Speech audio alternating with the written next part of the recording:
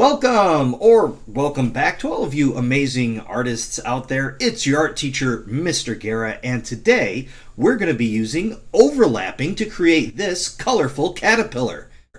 And paired with this work of art is Buzu trading card number 6, Overlappis Lazuli.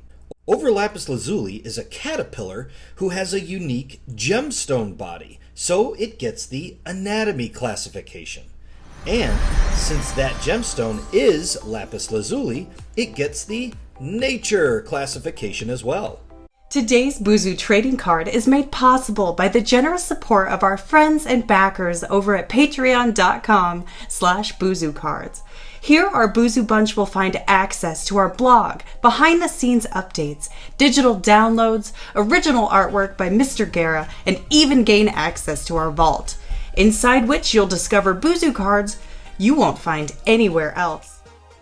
For this project, you will need a sheet of paper, a pencil, a Sharpie or black marker, crayons, and it's an option to get something circular to trace. You can find Amazon links for these art supplies in the description below. Alright, so let's talk about overlapping for a quick second. I've got this blue circle and I've got this red circle. Now, if I put the red circle closer to you, and I put the blue circle closer to me, and I bring them together so that the red partially covers the blue, this is called overlapping. We can't put them directly on top of each other because that is just called covering. But if we have it partially, we can say the red circle is overlapping the blue circle. Let's switch it up for a second. Now the blue circle is overlapping the red circle. This is important in art because we want to be able to show that some things are in front of others. For example, let's check out these interesting images. Now in this image, which shape is overlapping? Is it the triangle or the square? In this image, which shape is overlapping? Is it the circle or the rectangle? Okay, one final example. I am overlapping this guy. What? I don't know. It's a little weird. I don't think I like this. Let's move on to the lesson. Okay, so let's start off with your sheet of paper. You want that sheet of paper landscape. That means the longest sides are on the top and the bottom. Let's start off by getting a pencil and a circle tracer. You want to move that circle tracer over to the right side of the paper and hold it down firmly with your free hand. Start with your pencil tip right up against the circle tracer underneath your hand and slowly go all the way around, making sure to keep your pencil tip right up against the tracer. Great! Now, once you remove it, you will see you have traced a perfect circle. Now, it might go without saying that you don't have to use a circle tracer. In fact, many artists prefer just going freehand. So if you want to try to draw a circle without anything to trace, I say go for it. Alright, so this first circle that we drew is our caterpillar's head. So let's make the first segment of the body. We're going to place the circle tracer overlapping the first circle we drew. And this time we're just going to draw kind of a letter C. So start without drawing through the first circle and just draw kind of a letter C in the same way that you traced the first circle. Just like that. So now we've got these overlapping circles. So now that you know how to do this process, I want you to create 3 more segments and do it in the exact same way that we just did. I want you to place your circle tracer, if you're using one, to overlap the most recent segment of the body and work your way to the left of your paper. Try to make them as even as you can, but of course the idea here is to be artistic, not perfect, to be creative and not overly worried about how it looks in the end. I just want you to do your best and have some fun. Okay, so it's time for that last segment, the last little bump in our caterpillar's body, and carefully tracing. Yes! I was careful not to draw through any of the previous circles, and we've already got the look. Looks great! Alright, so let's get back to that very first circle, the full one that we drew, because this is our caterpillar's head. We're going to give it 2 eyes, so give it a circle, and then I'm going to do a curved line so that my caterpillar is looking up for the pupil. Circle, And a curve line, like a smiley face curve, so that my caterpillar is looking up. Looks great. Now a thin oval right in between my eyes for the nose, and I'm going to give my caterpillar a nice big smile with a cheek showing on one side. Looks great. Okay, so the next step is to draw the antennas. I'm going to use a wiggly line. You can use a zigzag, a straight line, a diagonal line, vertical, whatever kind of line you think looks best for antenna. And then I'm going to place 2 circles on the top. Okay, it's now time to make our caterpillar's feet.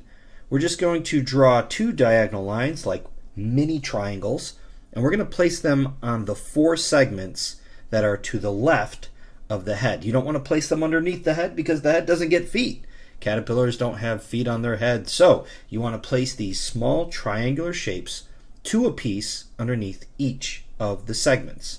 2, 2, 2, and 2. All right, great job. Now we have to draw the branch. So there's this little tiny spot in between the caterpillar and the side of the paper. I'm just going to draw a small horizontal line to connect them, and then on the other side by the head, another small horizontal line. Now I need to make the bottom side of the branch, so I'm going to make kind of a wiggly, slightly curvy, bumpy line that goes up, up, up, up, up. So it's wider on the left side than it is on the right side. And you've got your branch. And it looks like it's underneath your caterpillar, that your caterpillar is overlapping your branch, which makes it look fantastic. Okay, so now what we need to do is we need to draw 2 curved lines that come to a point, kind of like a football shape. Because to make this branch look more like a branch, I want to put leaves. After you've drawn your football shape, don't be afraid to draw a curved line in the middle to give it more of that leafy look. And I think it'd be a great idea to put multiple leaves of multiple different sizes.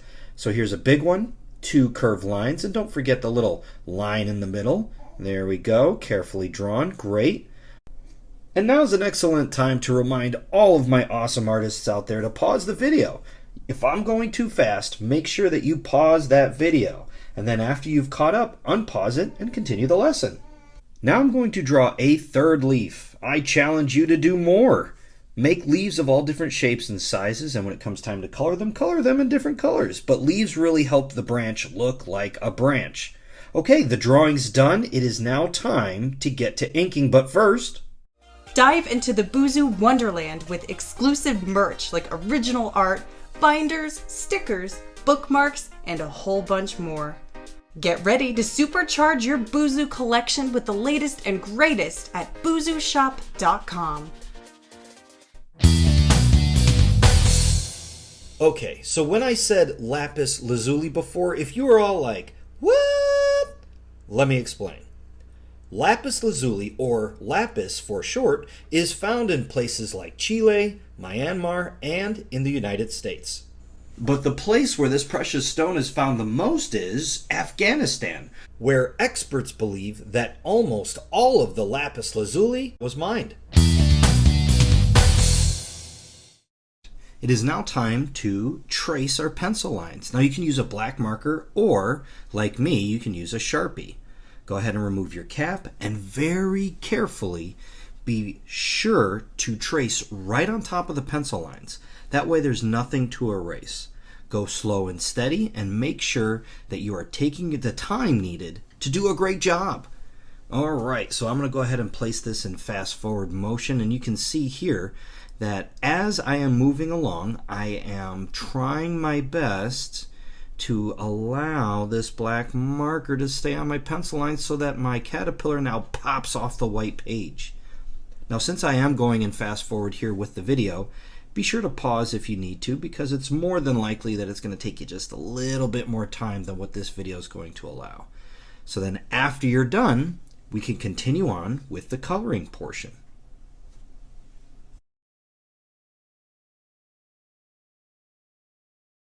If you like this time with me, get ready to love our live virtual classroom.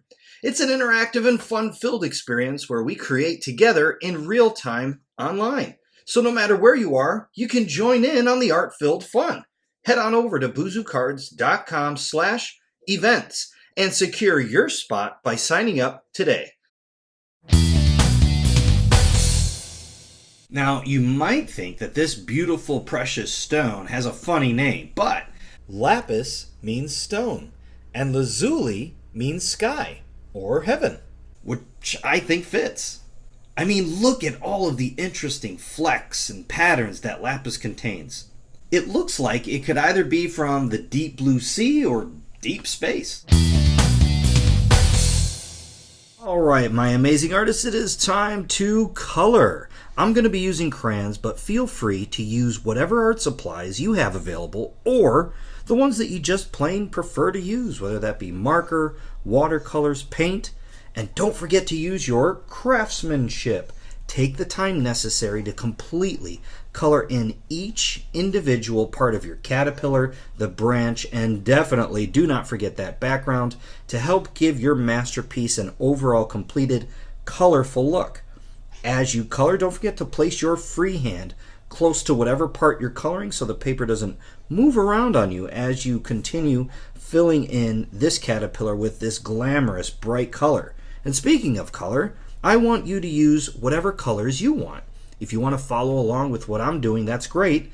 But also, feel free to use whatever colors you want. If you want to throw some pinks, purples in there, if you've got some glitter markers or crayons, go for it. I want you to add your own unique details and touches.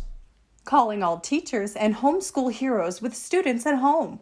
Check out our Teachers Pay Teachers store, where we've curated a treasure trove of lesson plans, posters, clip art, slideshows, and more.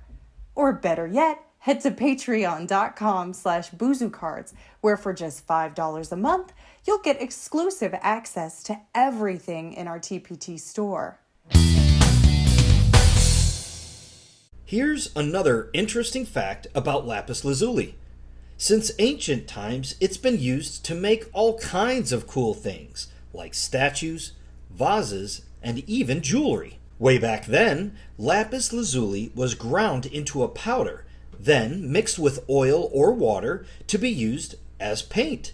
In fact, that beautiful deep blue lapis lazuli color held so well to canvases that it was considered even more valuable than gold.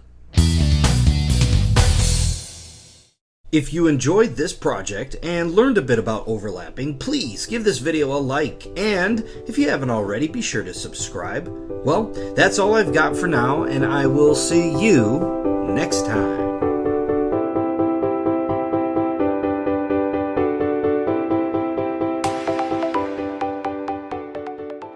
Can't get enough caterpillar craziness? Check out Mr. Guera Reads, the very impatient caterpillar. For sure, Buzu trading cards are fun to collect, trade, and battle. But did you also know that when you scan the QR code on the back of a Buzu trading card, you get that card's art lesson ad-free? And not only that, you'll also receive free downloadables with every card.